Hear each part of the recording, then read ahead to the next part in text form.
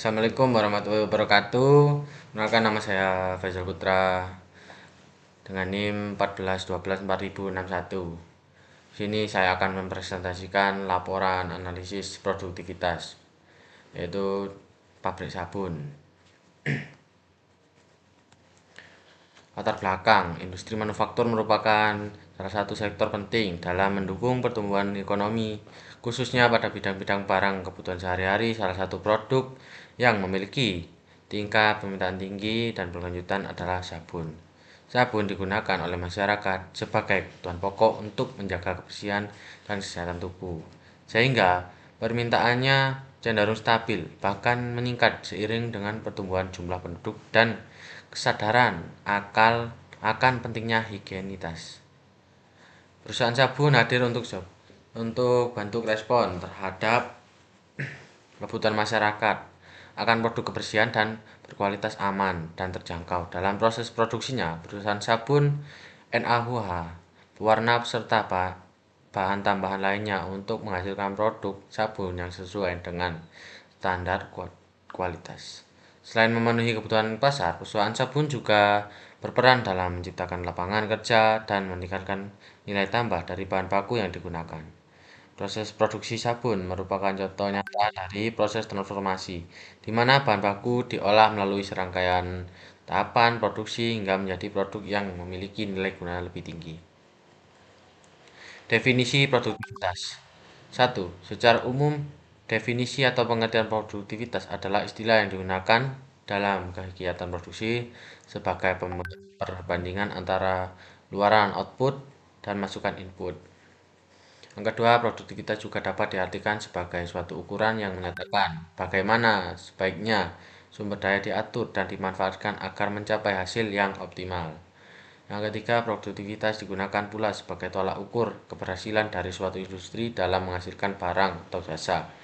Dan yang keempat, ukuran dari produktivitas bisa bervariasi, tergantung aspek-aspek output dan input yang digunakan sebagai agregat dasar, seperti indeks produktivitas buruh, biaya langsung, biaya total, energi, bahan mentah, dan produktivitas lainnya. Unsur-unsur produktivitas. Yang pertama, produktivitas sebagai rasio dari output dalam kurung keluaran dibagi input dalam kurung masukan.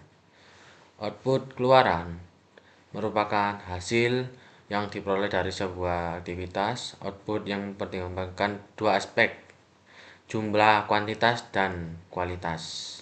Ini berarti bahwa hasil yang tidak sesuai dengan standar yang ditetapkan tidak bisa diperhitungkan sebagai output.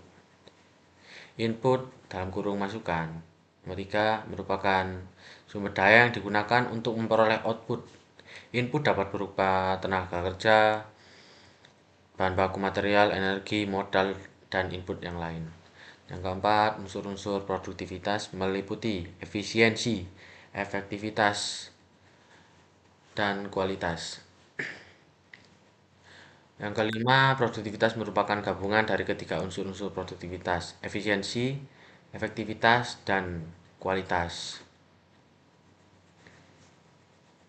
Faktor-faktor yang mempengaruhi produktivitas. Yang pertama, beberapa faktor yang mempengaruhi produktivitas meliputi faktor teknik, produksi, organisasi, personil, dalam kurung keuangan, manajemen, pemerintah, dan lokasi. Yang kedua, jika faktor-faktor tersebut dikelola dengan tepat, maka produktivitas akan semakin meningkat. Selanjutnya, tujuan pengukuran produktivitas. 1. Pengukuran produktivitas perusahaan perlu dilakukan agar tingkat produktivitas sumber daya perusahaan selalu terjaga dengan baik. Yang kedua, feedback dari perusahaan. Feedback dari produktivitas adalah keuntungan bagi perusahaan. Yang ketiga, demikian perusahaan dapat tetap melakukan aktivitasnya dengan baik, mampu bertahan dari goncangan ekonomi, dan menghasilkan keuntungan. Manfaat pengukuran produktivitas. Beberapa manfaat dari pengukuran produktivitas di bawah ini. Yang pertama, perusahaan dapat menilai efisiensi sumber dayanya. Yang kedua, perencanaan sumber-sumber daya akan menjadi lebih efektif dan efisien melalui pengukuran produktivitas, baik dalam perencanaan jangka pendek maupun jangka panjang.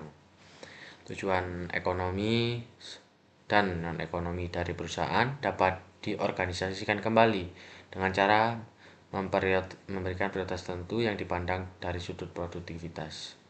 Yang keempat, perencanaan target tingkat produktivitas di masa datang dapat dimodifikasi kembali berdasarkan informasi pengukuran tingkat produktivitas sekarang.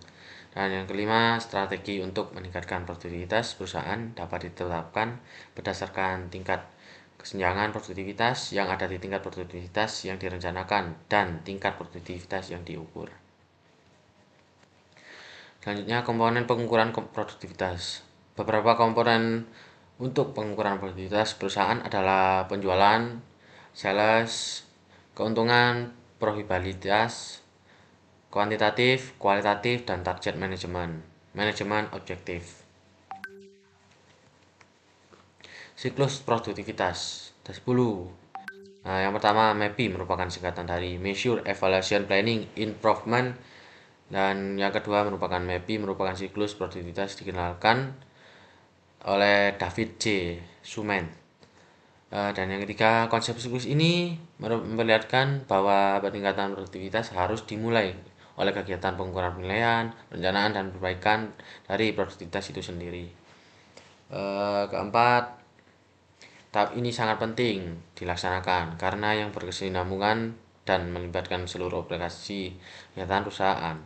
Dan yang kelima, apabila produktivitas dari sistem ini telah dapat diukur, langkah berikutnya adalah mengevaluasi tingkat produktivitas aktual itu untuk diperbandingkan dengan rencana yang telah ditetapkan.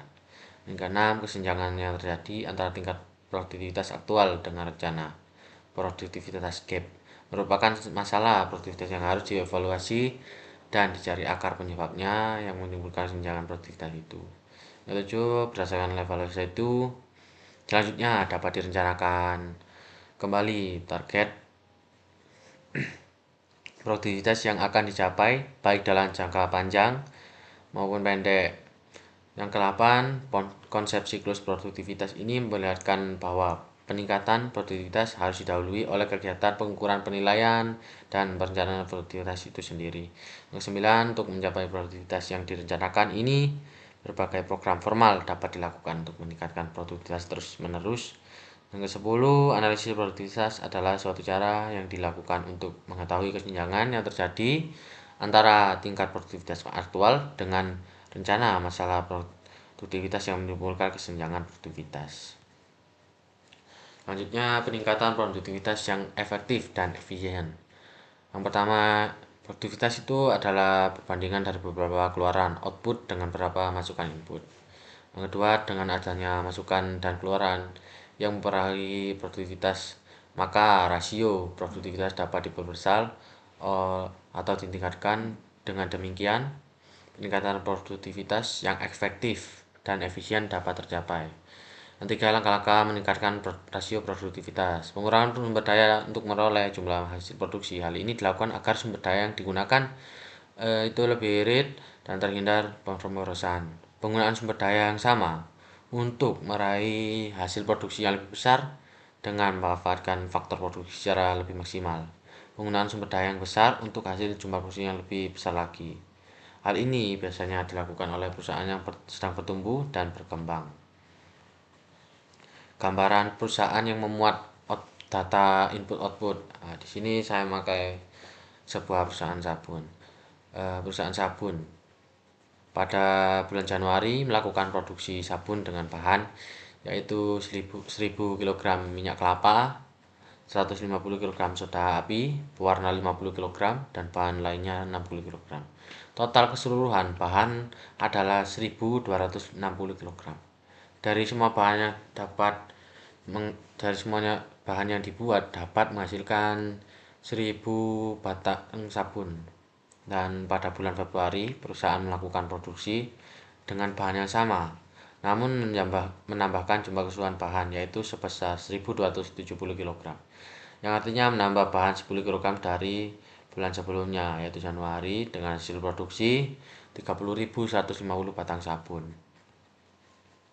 Untuk perumusan masalah dan penyelesaiannya, di sini hitunglah produktivitas bulan Januari dan Februari perusahaan tersebut. Untuk penyelesaiannya, masalah analisa input bahan-bahan itu 1.260 kg dan bulan Februari 1.270 kg. Untuk outputnya produk jadi 1.000 piece atau 1.000 batang. 1.000, kemudian bulan Februari itu 1.150 piece atau batang. Nah, di sini eh, bahan-bahan dibagi produk jadi seperti 1.260 dibagi 1.000, itu hasilnya 0,79 dikali 100 sama dengan 79%. Dan yang bulan Februari 1.270 bagi 1.150 sama dengan 0,90 dikali 100 sama dengan 90%. Dapat disimpulkan dari hasil dengan menambahkan jumlah bahan dari 1.260 kg menjadi 1.270 kg dapat meningkatkan hasil atau output lebih besar. Produktivitas perusahaan meningkat dari 79% bulan Januari menjadi 90% pada bulan Februari. Dengan demikian presentasi dari saya. Jika ada salah kata mohon maaf. Assalamualaikum warahmatullahi wabarakatuh.